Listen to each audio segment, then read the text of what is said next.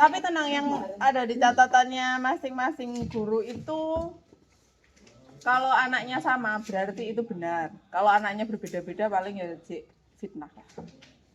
Ada jujarakan. Oke ya, dilihat pasar persaingan sempurna. Tawacokne wes, tawacokne. Silakan didengarkan. Adalah pasar dengan jumlah penjual dan pembeli yang banyak.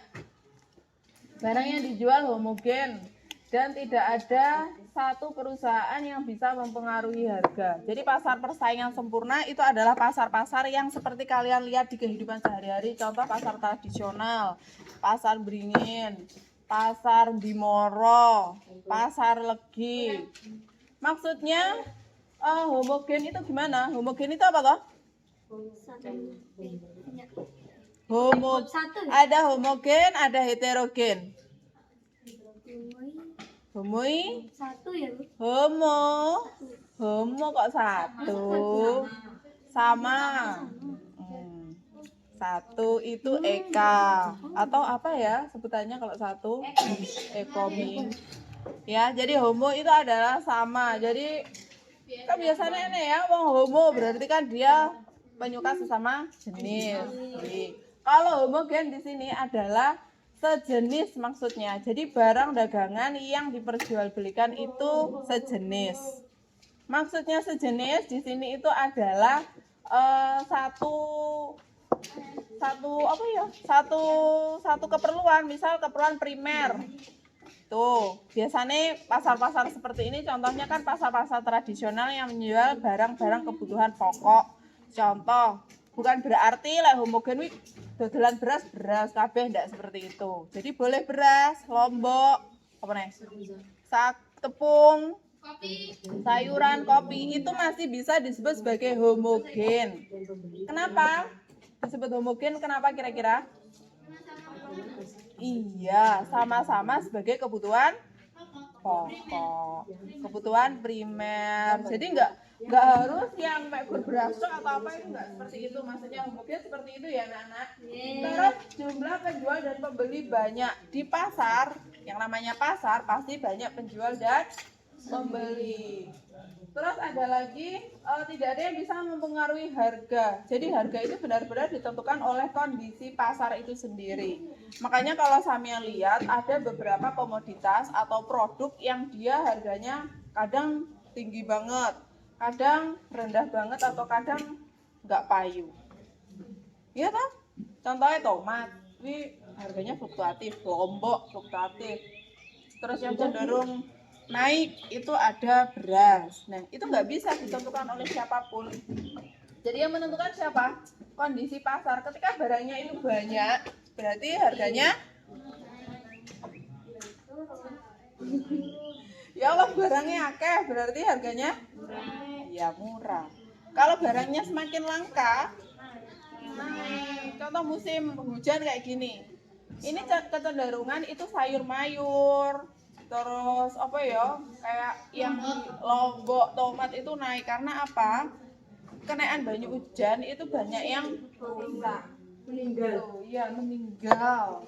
Ciri-cirinya banyak penjual dan pembeli, produk bersifat homogen, penjual dan pembeli bebas keluar masuk. Jadi maksudnya ini adalah kamu mau hari ini jualan, nggak jualan, ataupun kamu mau tiba-tiba jualan, itu kamu nggak harus mengurus izin. Jadi kamu terserah aja, kamu mau serbe hari ini punya dagangan ini, kamu masuk ke pasar, langsung jualan ya bisa. Karena itu nanti akan berbeda dengan pasar persaingan tidak sempurna, ya. Jadi ini tak perlu kamu mengurus apa jenenge surat atau bikin apa jenenge nama brand, itu nggak perlu. Jadi kamu pengen jualan aja. Informasi pasar diketahui semua pihak. Maksudnya di sini itu adalah informasi produk pasar. Jadi nggak perlu deskripsi khusus dalam membeli barang. Contoh sawi. Sawi itu kamu butuh nggak sih informasi volume daun, ukuran daun, jumlah daun?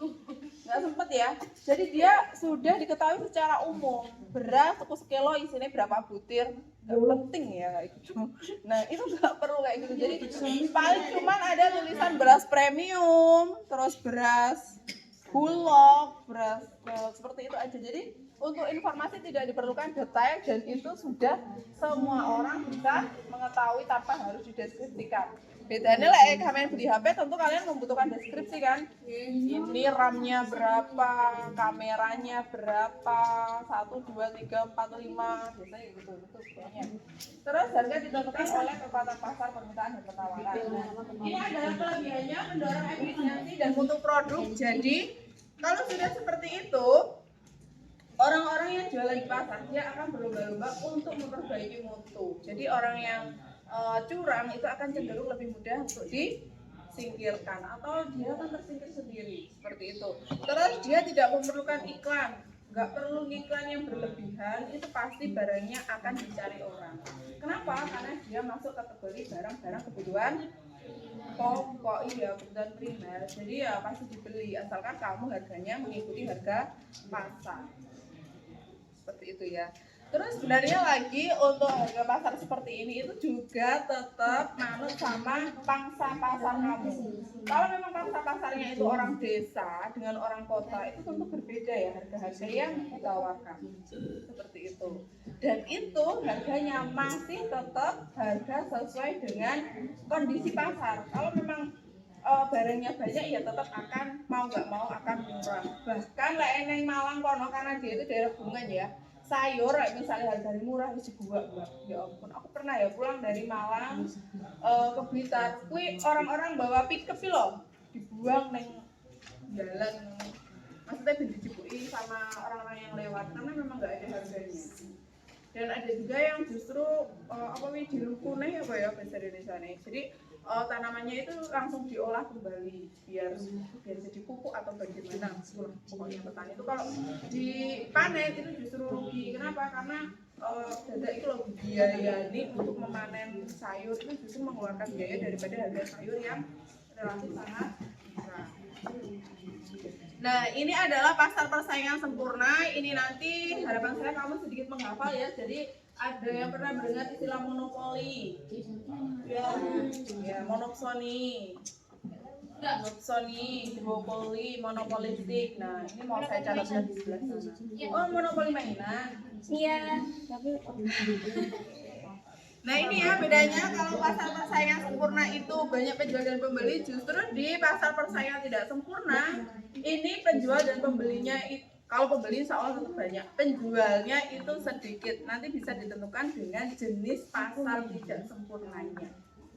Ya, tidak semua ciri pasar persaingan sempurna terpenuhi, ya jelas namanya tidak sempurna. Produk bersifat heterogen atau berbeda-beda.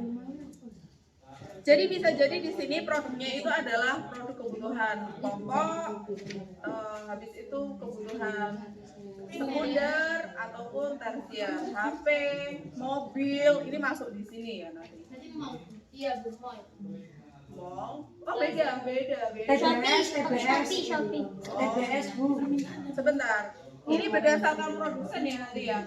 Kalau itu, kalau yang saya sebutkan tadi, mall, TBS itu adalah apa TBS yang TV di Tata Boga loh. Ada TV-nya buat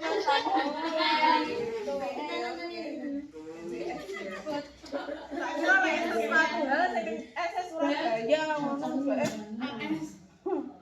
di sana. Nah, itu adalah ada pasar konkret, ada pasar abstrak. Itu adalah contoh dari pasar konkret. Jadi pasar yang bisa dihubungi secara langsung. Kalau pasar abstrak itu ya pasar Shopee atau mall online seperti itu. Terus ada lagi ada pasar tradisional, ada pasar modern.